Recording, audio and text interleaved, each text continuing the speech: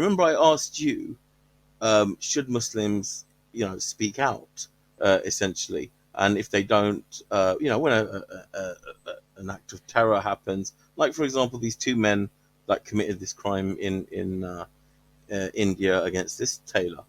So a couple of days before that, I was on a stream with some, educated Muslims that I quite respect, and they said that sometimes it's viewed that your silence is complicit.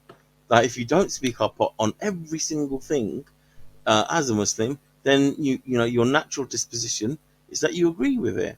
And so I took on board what they said, and then I spoke to you, and you said you're right. You would get offended if someone thought that you agreed to this horrible act. That was the natural default, that you had to say that you disagreed with it.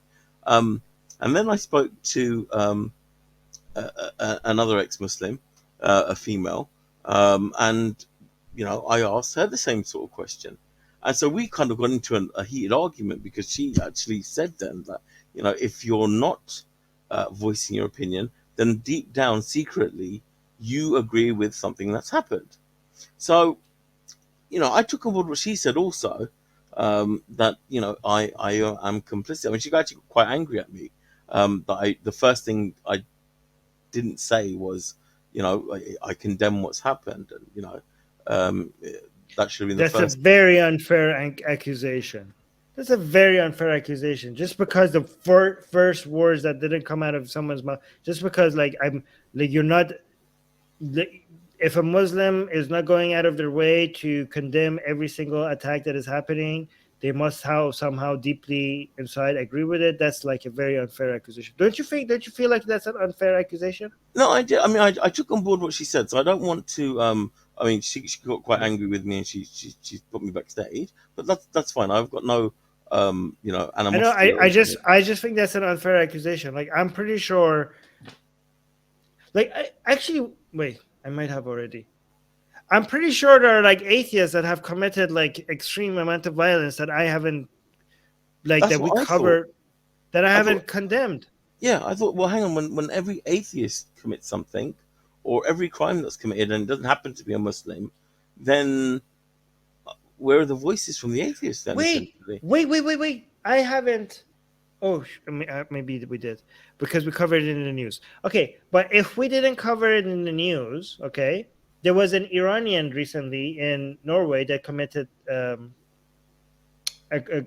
crime during Pride Parade, right? Iranian Islamist guy, right?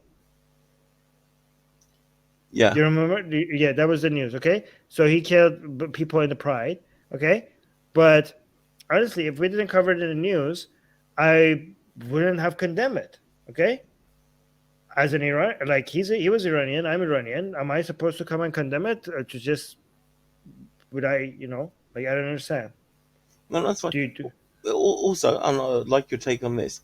The guy in Norway, and it was a Who is this ex-Muslim that you're talking about, by the way, Vikram? Like, is this like on a show or something? Like, or like, if it's private, don't tell us. But if was it like, who was it? Like, was this on something public that you could tell us? yeah, but Or like, I don't necessarily want to out her out in any way, because okay, don't tell. she's an associate of. I don't want to do what Ibn did, and start mouthing off about someone. I Harris knows her also, and I said to him that, I said, we had a bit of an argument, and how do you think I with my behaviour out of order or whatever it was. But I'm going to speak to him also about it, just to generally get feedback. I don't hold any resentment. It's just an interesting thing, because obviously on Twitter I'm quite active with making sure that I was retweeting any Muslim voices that are condemning these sort of actions. I know, for me, I still believe that we should raise up our voices, and people should be aware that we don't. There's no should. I think it's better. Yeah, it's I better. don't think Yes, that would be the it's better better. if you're. Yeah, yeah.